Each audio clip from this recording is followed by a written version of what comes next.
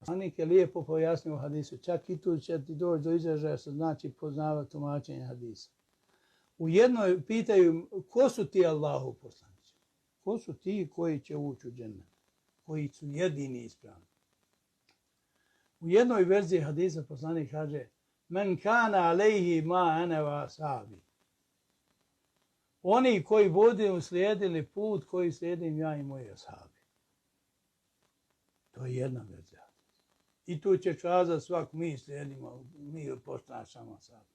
A u drugoj verziji poslanik još više konkretizuje. To su oni koji će slijediti put koji slijedim ja i moji ashabi danas. Znači, dok sam ja tu. Što znači, posle moje smrti neš možda od svih ashaba uzeti, slijediti. Jer ko bude slijedio za Mijavijom, došlo je do sukova. Neko nije u pravu.